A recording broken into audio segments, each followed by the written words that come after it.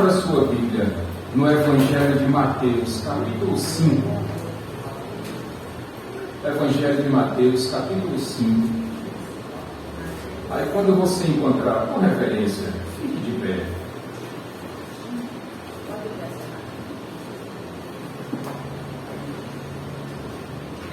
Mateus capítulo 5, do verso 38 ao verso 42. Modelo, você pode fazer a leitura, por favor?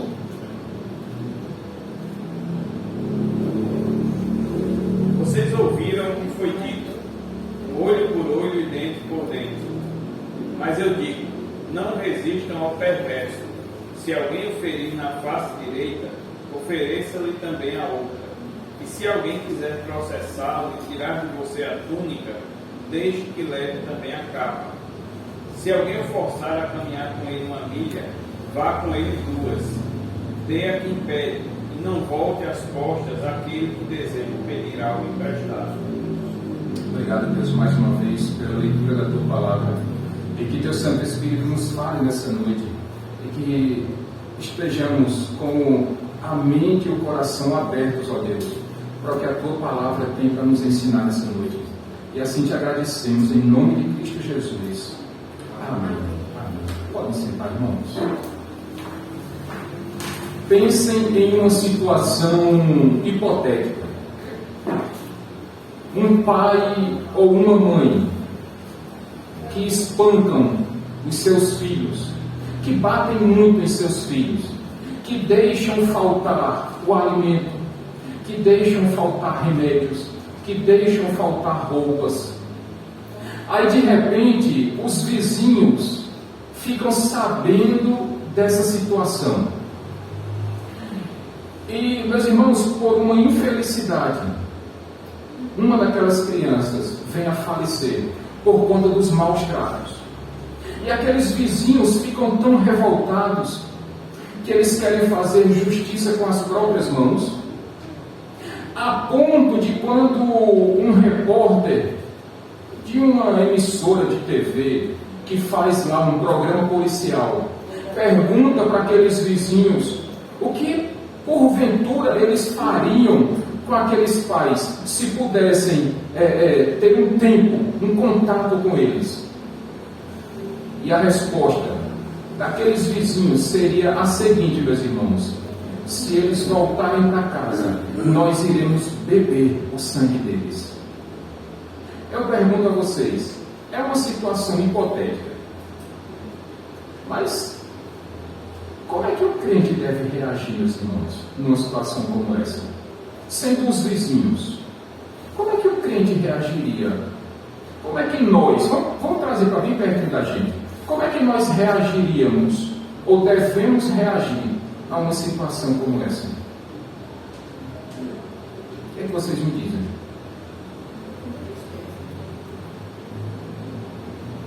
O que mais, gente? Orar, né?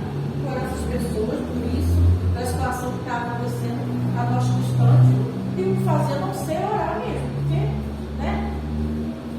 Levar a palavra, se tiver oportunidade, né? E mais assim, porque talvez a gente não consiga nem chegar, né? Nem aceite que a gente chegue, então a gente vai correr, o joelho no chão e clamar ao Senhor por o que está acontecendo. Com a vizinhança, com os vizinhos ali, Senhor, né? Tome providência, né? É algo que temos que fazer cristão na hora do desespero. Tem uma solução. Patrícia, qual seria a reação? A Bíblia diz que a gente tem que pagar o mal pagando o bem, né? Não pague o mal com o mal, mas tem que fazer o bem. Então a gente tem que orar pelas vidas, tanto da vítima quanto do culpado, né? E tentar aplacar a fúria dos que querem fazer justiça com as próprias vidas. Cícero, consegue falar ou a garganta está ruim? É melhor não forçar, né? Lusa. Então, sendo dito aí, é orar e pedir a misericórdia do Senhor.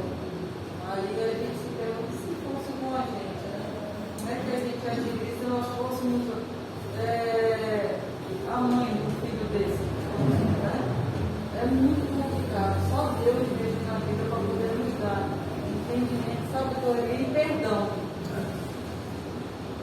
Irmã Dorinha. A mesma coisa, né? E orar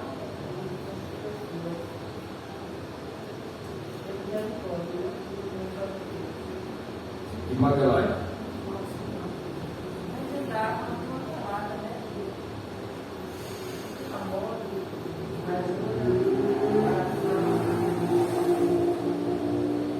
Eu estou perguntando isso às mães, particularmente, porque eu sei que para a mãe, quando fala em filho, aí a mãe, ela já, quando vê uma criança sofrendo, já pensa logo no seu filho ou na sua filha. E é por isso que eu fiz a pergunta propositalmente. Olha, meus irmãos, nós estamos trabalhando algumas quintas-feiras com o Sermão do Monte. E por que eu estou trabalhando o Sermão do Monte?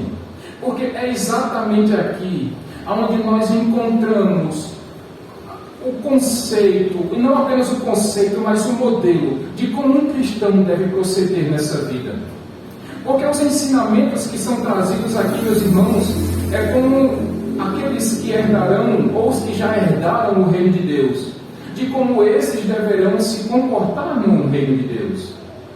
Mas nós que já estamos, nós que ainda estamos aqui, mas já fazemos parte do reino de Deus, nós já precisamos começar a praticar esses conceitos aqui nessa terra.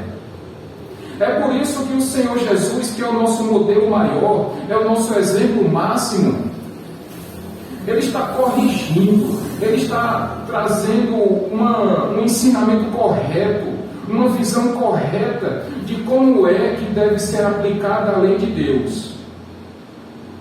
Nós aprendemos com Jesus, meus irmãos, não apenas com as suas palavras, nós aprendemos com Jesus também com o seu exemplo de vida.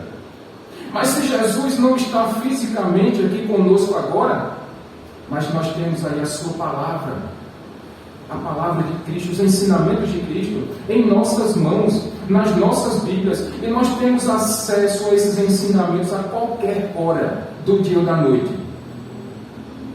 E aí, quando nós nos deparamos com um texto como esse, meus irmãos, um texto riquíssimo, um texto que, ao mesmo tempo, ele tira-nos da nossa zona de conforto, ao mesmo tempo que esse texto nos tira da nossa zona de conforto, ele também nos convida, nos provoca a vivermos um patamar muito maior de cristianismo.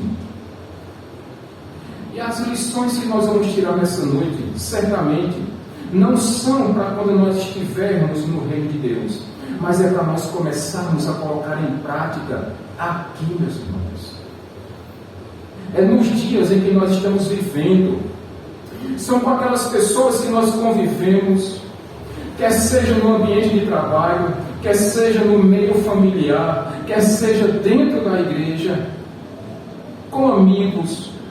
É assim que o povo de Deus deve proceder. E 3 lições, pelo menos, eu queria tirar desse texto, que é tão pequeno, mas é tão abençoador para a sua e para a minha vida. Como eu disse a vocês, Jesus está corrigindo aqui alguns conceitos errados que os fariseus estavam ensinando. E já no versículo 38, Jesus vai dizer: vocês ouviram o que foi dito, olho por olho e dente por dente. Todo mundo já ouviu essa expressão, né? Alguns vão chamar de lei de... Quem lembra? Na escola. Lei de italiano. Que dizia, olho por olho, dente por dente. A pergunta, meus irmãos, que eu faço para vocês: essa frase, essa expressão, olho por olho e dente por dente, está na Bíblia? Além disso, além dessa parte que nós lemos, além desse versículo?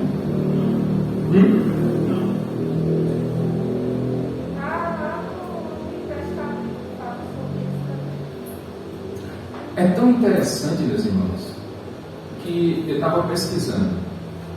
3 momentos nós encontramos essa expressão: Êxodo capítulo 21, Levítico capítulo 24 e Deuteronômio capítulo 19. Quer ver? Abre em Deuteronômio capítulo 19, último versículo desse capítulo, versículo 21, por favor. Aí quem achar primeiro aí, pode ler. Não tenham piedade, exijam vida por vida, olho por olho, dente por dente, mão por mão, pé por pé. Por mais 2 momentos vai ser encontrada essa mesma expressão: mão por mão, olho por olho, pé por pé. O que nós precisamos entender, meus irmãos, é que de fato está presente essa expressão na lei. E sim, isso fazia parte da lei de Moisés, a lei que Deus deu por intermédio de Moisés. Mas o que nós precisamos ter em mente é que essa lei dada por Deus a Moisés não era para ser praticada de forma individual. Quando Deus apresenta essa lei de Moisés, e aqui nós estamos nos referindo àquela lei da retaliação, ou aquela lei da retribuição. Quando alguém lhe faz um mal, aí você vai lá e faz o mal para ela, certo? Não era para ser desse jeito. Porque quando Deus disse a Moisés que essa lei era para se fazer presente, mas quando acontecesse algum problema desse, aquele que se sentiu ofendido, aquele que foi prejudicado, ele deveria levar a sua causa, ele deveria levar a sua queixa, ele deveria levar o seu problema aos líderes do povo, aos juízes, aqueles que estavam responsáveis por aplicar a justiça em cima daqueles que estavam faltosos. Exemplo, de repente, Alisson lá na sua fazenda, Alisson é um judeu, aí Elisângela também é judia, aí Elisângela gostou, tinha uma galinha lá, bem gordona, bonitona lá no terreiro de Alisson, e Elisângela disse: eu vou fazer um cozido para o meu esposo. E ele nem sabe que eu não como, mas ela sabe. Mas aí ela vai lá, pega a galinha do terreiro de Alisson e diz: pronto, ele nem vai saber, tem muita galinha aqui, ele nem vai dar falta. Mas Alisson sabia quantas galinhas ele tinha. Resultado, Elisângela, a vizinha dele, não tinha outra pessoa, e ele sabia que tinha sido Elisângela. O que é que ele deveria fazer? Ir lá e tomar outras tantas galinhas do terreiro de Elisângela? Não, meus irmãos. O que Alisson deveria fazer era levar a sua causa aos líderes do povo. Se alguém machucasse alguém, se alguém matasse alguém acidentalmente ou de propósito, se alguém roubasse, se alguém ferisse, causasse um dano qualquer, não era para ter aquela vingança, pessoal. E é por isso que o primeiro ensinamento é: não seja vingativo. A primeira lição que nós tiramos nessa noite é: não seja vingativo. O problema é que os fariseus estavam fazendo ao contrário. Se tinha um problema, eles incentivavam, ou eles próprios faziam justiça com as próprias mãos. Alguém tem problema comigo? Eu vou lá e tiro satisfações com ela.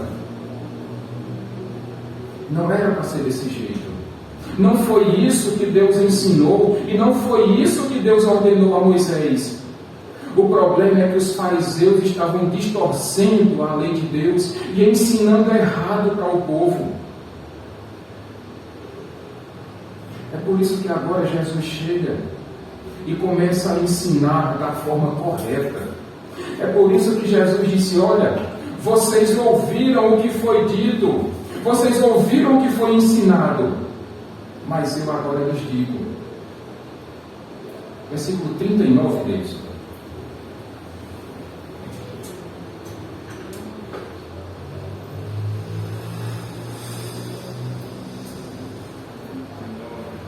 Mas eu digo, não resistam ao perverso.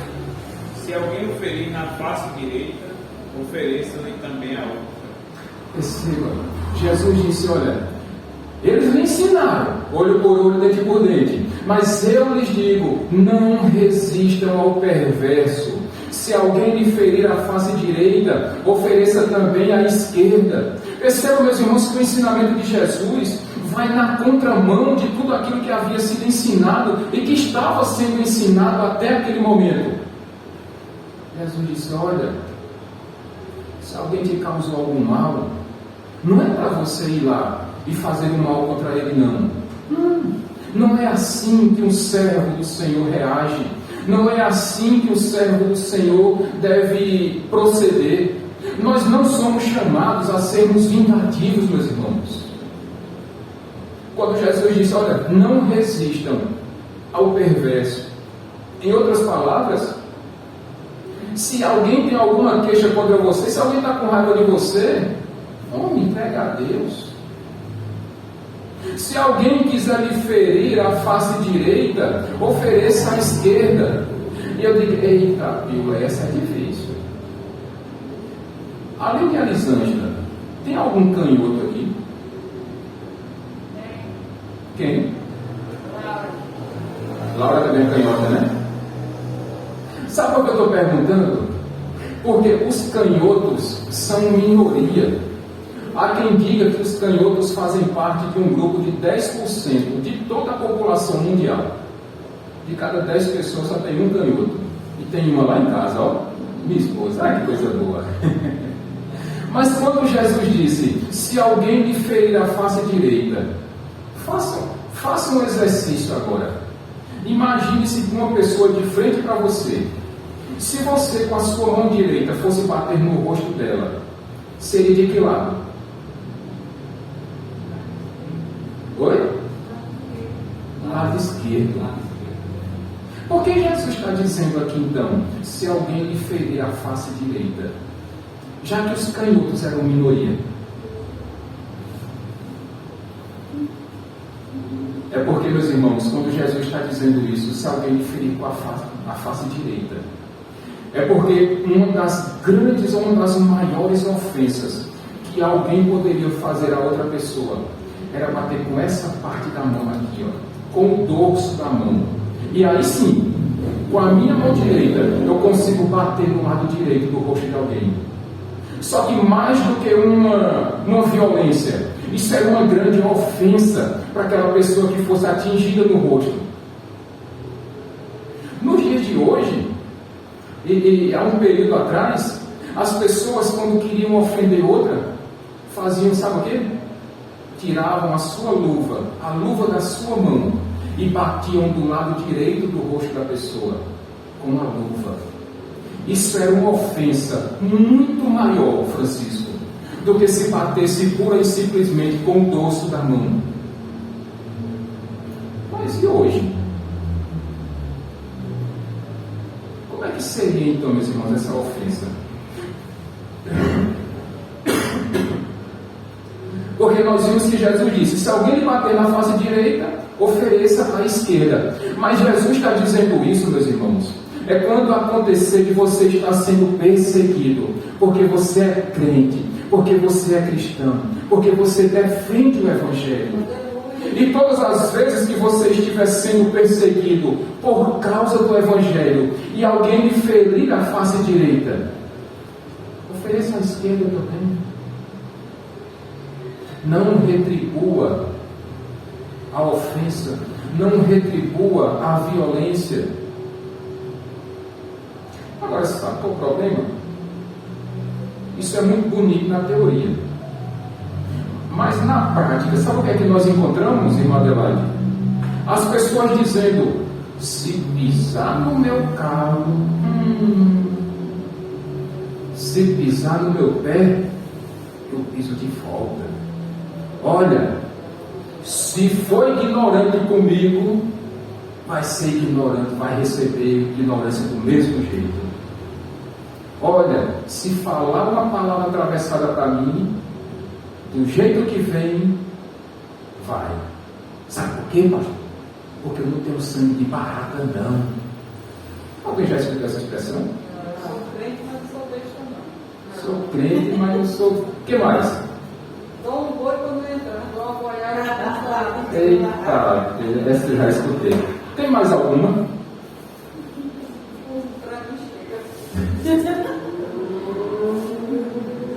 Também chega, é verdade. É verdade, meus irmãos, nós não temos sangue de barata, nós temos sangue de ovelha. Nós temos sangue de ovelha, meus irmãos. Eu vi essa frase recentemente. Que não tem sangue de barata, tem sangue de ovelha, né? Nós temos sangue de ovelha. Engraçado que teve até essa discussão lá em casa, a semana passada, que nós nazistas, a Bíblia às vezes diz umas coisas muito doidas, dizer, né?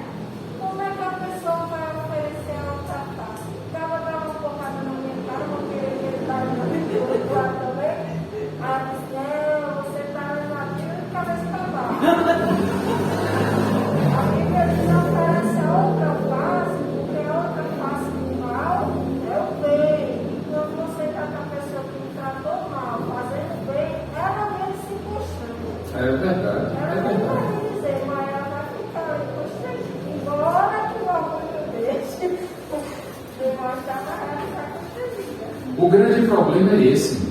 É porque nós dizemos logo, olha, não mexa comigo não. Me deixe quieto aqui. Porque ainda temos que dizer, depois que eu me espalho, não tem quem me junte. Ah, eu digo, oxi. Depois que o sangue esquenta. Aí, olha. Já teve despedir assim, depois eu vou dar minha baiana. Ah, você.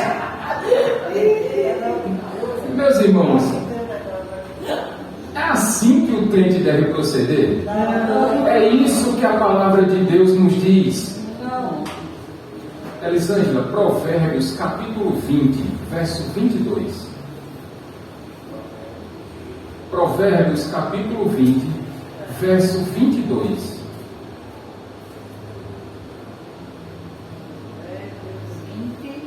Versículo 22. Não diga, eu farei pagar pelo mal que me fez.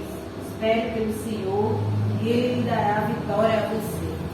Capítulo 24, verso 29.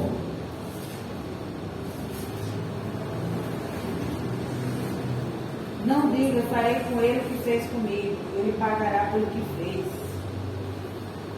A gente ainda poderia, e tem tantos outros textos que nos ensinam isso. Mas como eu disse a vocês, o nosso maior exemplo é Jesus Cristo. E o próprio Cristo diz, ele mesmo se entregou como uma ovelha, indo para o matador, ele não abriu a boca, ele não reclamou. E meus irmãos, o maior exemplo que nós temos de como nós devemos ser, sendo não vingativos, é fazendo igual a Jesus fez, que foi ofendido ao extremo, foi insultado, foi humilhado, foi cuspido, foi espancado, mas em nenhum momento Jesus pensou em ser vingativo. Hoje em dia, meus irmãos, até que nós não temos essa questão de termos que apanhar no rosto ou levar um tapa no rosto. As ofensas que nós passamos hoje em dia já nem são mais essas. Mas onde é que estão as ofensas hoje em dia? Nas redes sociais. Aí quando chega nas redes sociais, parece que a pessoa, por estar distante, parece que fica mais valente, fica mais corajosa. Aí quando alguém diz uma coisa contra você nas redes sociais, você vai lá e faz uma carinha, coloca uma carinha feia, aí coloca umas palavras bem desaforadas, porque você não está fisicamente na presença da pessoa. Mas ainda assim, meus irmãos, quer seja presencialmente, quer seja pelas redes sociais, não seja vingativo, não seja vingativa. Se alguém lhe persegue por causa do Evangelho, se alguém está indo contra você porque você é crente, coloque isso nas mãos de Deus. Não vale a pena ser vingativo. Não foi para isso que Cristo nos chamou. Ele próprio nos deu o exemplo. Ele disse, olha, não precisam aprender comigo, que sou manso e humilde de coração. Você não vai encontrar na Bíblia Jesus ensinando você, ei, se alguém me chamar de crente meia boca, esculhambe ele. Se alguém me chamar de crente fajuto, quem és tu, menino, para falar de mim? Ore pelos que lhe perseguem. Foi isso que nós vimos ultimamente. Ore pelos que os perseguem. Faça o bem para eles. Paguem sempre o mal com o bem. Portanto, meus irmãos, a primeira lição que nós tiramos nessa noite: não sejam vingativos. Se alguém persegue você, se lhe baterem do lado direito, ofereça o esquerdo. Não tem problema não. Cristo fez isso. Não é demérito, não é se rebaixar a outra pessoa, não. Aliás, eu gosto sempre de dizer, Cícera, em uma briga, aquele lado que cede, ele não é, normalmente, ele não é o lado mais fraco. Ele é o lado mais sábio.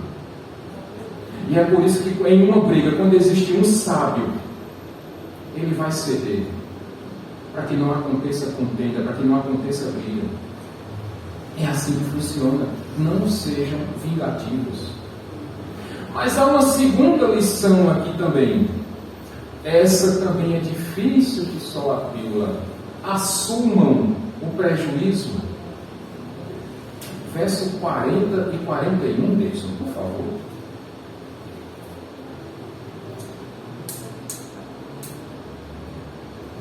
Se alguém quiser processá-lo e tirar de você a túnica, deixe que leve também a capa. Se alguém o forçar a caminhar com ele 1 milha, vá com ele 2.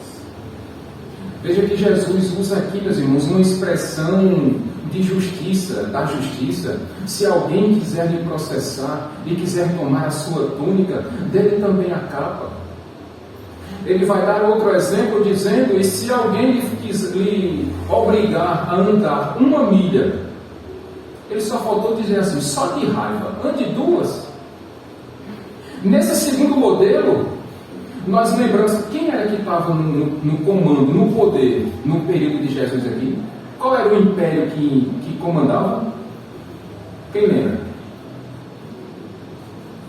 Quem era o império que mandava aqui nos judeus? O Império Romano. E um soldado romano, meus irmãos, ele tinha autoridade. Para se encontrasse uma pessoa pelo caminho, ele podia dizer, Alisson, olha, eu preciso que você leve essa encomenda para mim. E se fosse até 1 milha, ele não poderia, ele não tinha obrigação de pagar para você. Pelo contrário, você era obrigado a cumprir aquela tarefa que ele tinha incumbido a você. Até 1 milha. Aí sabe o que Jesus está dizendo aqui? Olha, se alguém lhe mandar andar 1 milha, vá com ele 2. Em outras palavras, lá no seu trabalho, alguém está mandando você fazer, Cícera, 1 hora extra, não remunerada. Constranja a pessoa, faça 2 e diga assim, não precisa pagar não, se o senhor está liso, se o senhor não tem dinheiro, eu faço 2 horas extra para ajudar o senhor de grátis. Eu garanto que você vai constranger a pessoa. Mas não apenas no seu ambiente de trabalho. Isso também se refere, meus irmãos, no meio da nossa família. Sabe aquela pessoa ranhenta, briguenta, na nossa expressão, arengueira. Se ela está querendo confusão com você, faz o seguinte, o que é que você quer? O que é que você está precisando? Eu vou ajudar a fazer. Faz o seguinte, se você diz que está muito cansado, não consegue, eu faço por você, descanse, porque Deus está me dando saúde, Deus está me dando disposição, eu faço por você. E você vai constranger a pessoa, e você vai estar pagando o mal com o bem.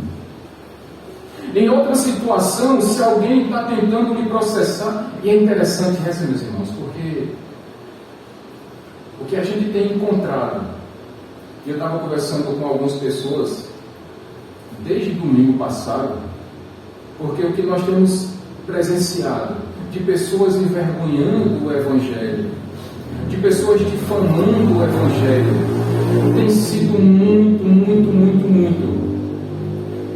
Mas a Bíblia nos recomenda, meus irmãos, a nós entrarmos em questões judiciais contra nosso irmão. Abra, por favor, a lição da sua Bíblia, 1 Coríntios, capítulo 6. E a gente vai entender um pouquinho melhor do que Jesus estava falando, com o exemplo que Paulo está dando aqui aos Coríntios. 1 Coríntios, capítulo 6, do verso 1 até o verso 8.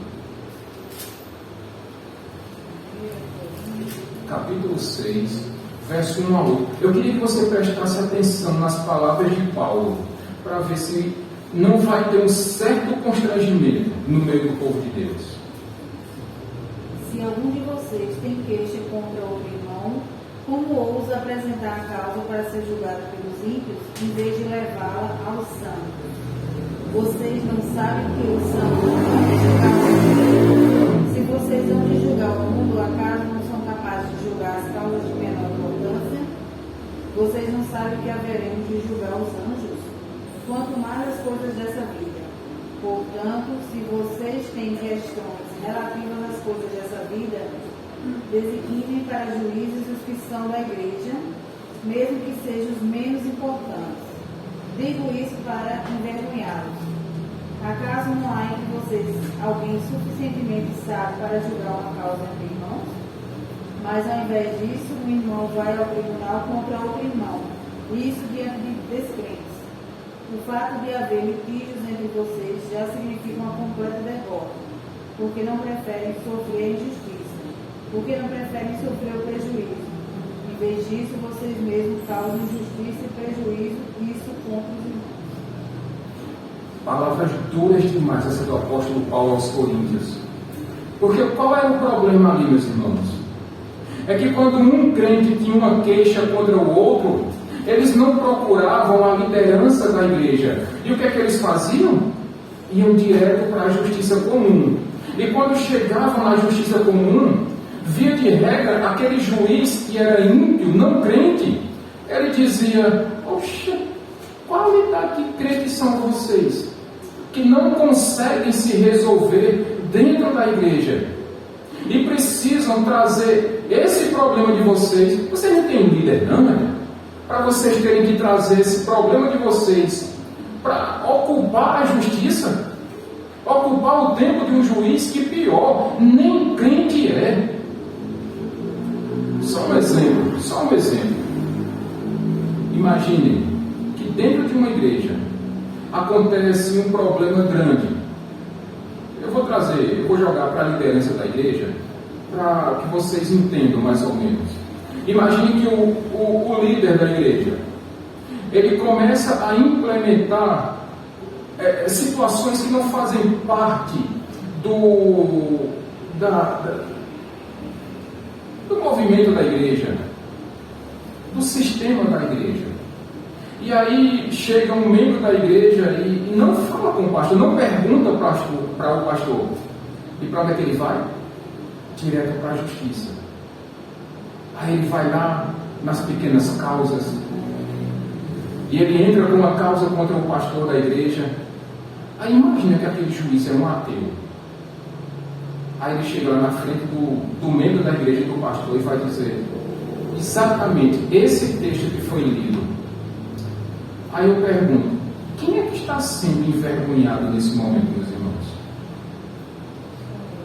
É o Evangelho. É o próprio Senhor Jesus que está sendo envergonhado por conta de mau comportamento dos seus servos.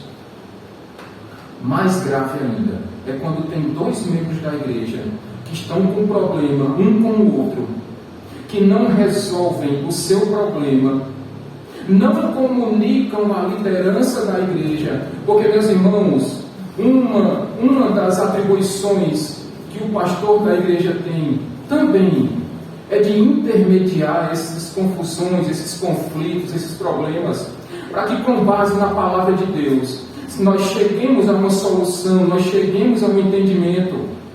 Mas se você não fala para o pastor da igreja, ele não tem um adivinho no bolso, ele não vai saber o que está se passando. E o que acontece? Dois membros brigados, aí de repente essa notícia vai lá para fora da igreja, e aqueles que não são crentes vão dizer: oxe, se vocês não conseguem se entender, se vocês não conseguem se resolver dentro da igreja, eu é que não quero fazer parte de uma igreja como essa. Se até os crentes estão brigando entre eles, quanto mais com os de fora. Percebam como é grave. E como Paulo disse, mais grave ainda é o fato de vocês terem um problema e não resolverem. ou não tentarem resolver esse problema de vocês. Eu digo isso desde o começo que eu cheguei aqui na igreja e vou dizer de novo. Eu sempre estou à disposição de você para aconselhamento, para trazer uma palavra de conforto, uma palavra de esperança, sempre com base na palavra de Deus, meus irmãos. Mas se você tem um problema com o seu próximo e você não quer resolver, você está dizendo, olha, a palavra de Deus para mim não é importante. A palavra de Deus para mim não é lei sobre a minha vida. Porque, olha, a palavra de Deus está dizendo, olha, irmão, está com problema com o outro? Vai lá e resolve. Não está conseguindo resolver um com o outro? Chame a liderança da igreja, chame o pastor e eles juntos vão chegar no meio termo. Mas você nem fala, nem resolve e ainda está escandalizando o Evangelho porque você não está fazendo conforme a vontade de Deus. É isso que Deus quer, meus irmãos da igreja? Nunca, nunca. Mas quando você faz isso, como Paulo bem descreveu, e esse era um problema que acontecia aqui na igreja de Corinto, você escandaliza o Evangelho. Você está jogando lama no nome do Evangelho. Em nome de Jesus, nós sejamos aqui, nós, ICNV Valentina, sejamos sal e luz nesse mundo. Que sejamos exemplo, meus irmãos, de como sim, é possível nós vivermos conforme a vontade de Deus, para glorificar o nome dEle. Muitas vezes vamos assumir o prejuízo, sim. Muitas vezes vamos ter que engolir seco por causa de um bem maior, que é o bem do Evangelho, sim. Mas não façamos isso para trazer a glória para nós mesmos. Façamos isso para glorificar o nome de Deus. Segundo ensinamento é esse. Muitas vezes vai ser necessário que nós assumamos esse prejuízo em prol de um bem maior, que é o bem do Evangelho. Mas há uma terceira lição aqui. A terceira lição está no verso 42, que é: seja generoso. Verso 42 diz, por favor. Dê a quem pede e não volte as costas àquele que deseja pedir algo emprestado. Jesus era mestre em fazer isso. Dar a quem precisava. E meus irmãos, um dos atributos de Deus é a sua generosidade. E veja, essa igreja ela tem se destacado também por ser uma igreja muito generosa. Louvado seja Deus por isso. É sinal que nós estamos aprendendo com o nosso mestre. É sinal que nós estamos aprendendo com o nosso Salvador e Redentor, porque essa igreja tem se mostrado ser muito generosa, graças a Deus. Todos os meses nós fazemos o possível para abençoar famílias que precisam de alimentos. Nós estamos agora nesse projeto de abençoarmos o casal daqui da igreja, Jair e a sua esposa Luana, para que eles possam finalmente concretizar a questão do casamento. Em outros momentos nós ajudamos pessoas. A grande questão é: mas quem, pastor? Aí nós não dizemos. Não precisa fazer comercial, não precisa fazer publicidade de quem está sendo abençoado. Basta que Deus saiba que o seu povo está sendo generoso. Não precisa fazer marketing sobre isso. É verdade que normalmente quem faz isso sou eu, e eu sei. Mas alguém aqui já se sentiu constrangido porque foi publicado o seu nome?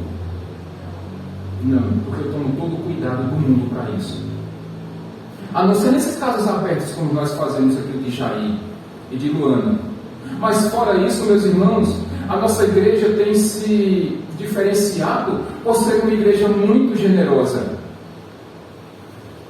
Isso é sinal que nós estamos aprendendo muito com o nosso mestre. Agora, precisamos também ter critérios para isso. Não é porque nós somos cristãos, não é porque nós somos generosos, que a gente vai tirar da nossa boca para dar para os outros. A nossa regra aqui, meus irmãos, é a seguinte: primeiro nós abençoamos aqueles que são da família da fé. Aí depois que todos os membros da igreja, os que precisarem, se precisarem, forem abençoados, aí sim nós partimos para os de fora. Mas a nossa prioridade é para os domésticos da fé, é para os da igreja. Aí sim, se ninguém estiver precisando, aí nós vamos destinar as nossas doações, as nossas ajudas para as pessoas de fora. Mas que você alimente no seu coração, seja bondoso, seja generoso, seja misericordioso. Se alguém lhe pedir emprestado e você tiver, olha, o conselho que eu lhe dou, se você pode abençoar, nem empreste, não dê. Se você pode, sabe, aqui a questão dos alimentos, qual é o leite o leite em pó que você usa em casa? É leite ninho? O que é que você vai trazer o mais barato para a igreja? Se Deus tem sido tão generoso com você, e você compra café, sei lá, qual café é bom? São Brás. Agora, qual um café mais simplesinho, mais baratinho? Oi? Quiminho. Oi? Pelezinho. Aí você compra café São Brás, você compra café Melita para a sua casa. Aí você vai dar para os outros café Quiminho, você vai dar café Pelezinho. Fosse pelo menos Ronaldo Fenômeno do Zico, mas Pelezinho, nordestino. Meus irmãos, nós temos que aprender a ser generosos com Jesus, como Jesus foi conosco. Se você pode, ao invés de você emprestar, dê logo. Se você tem, é porque a gente, graças a Deus, a gente não tem passado. Nós temos passado pela pandemia, graças a Deus, sendo sustentados por Deus. E ninguém precisou passar por apuros aqui. E sempre nos momentos em que alguém precisou e me avisou, prontamente nós chegamos. Mas aí de repente o seu gás acaba em casa.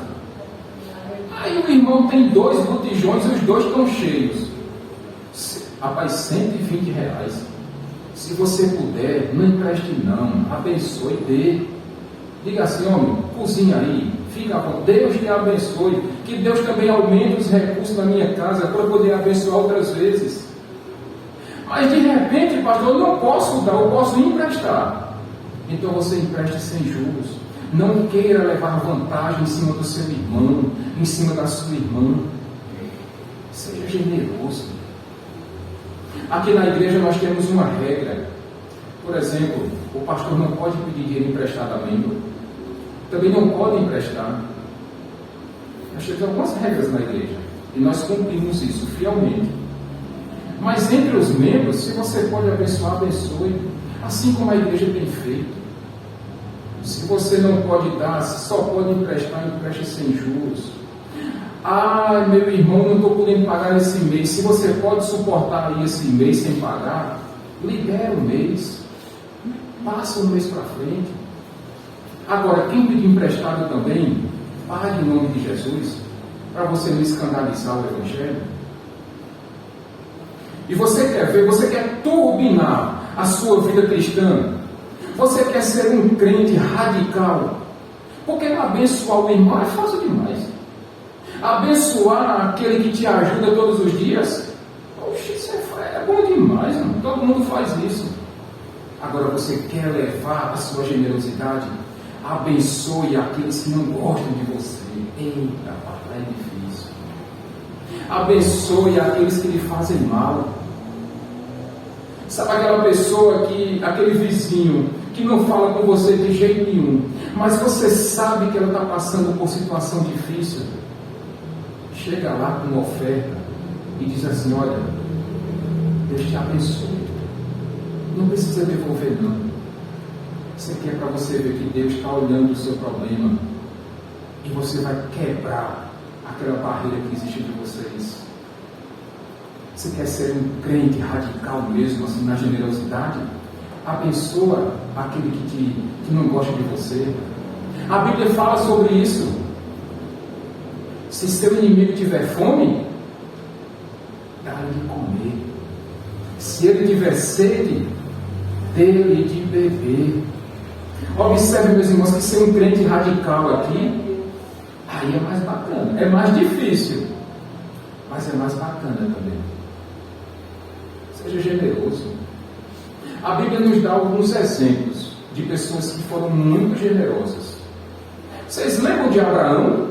Quando o seu sobrinho Ló começou a fazer questão pelo local para onde ia, e Abraão disse: Ló, escolhe um lado para você ir, que eu vou para o outro. Lembram de José do Egito?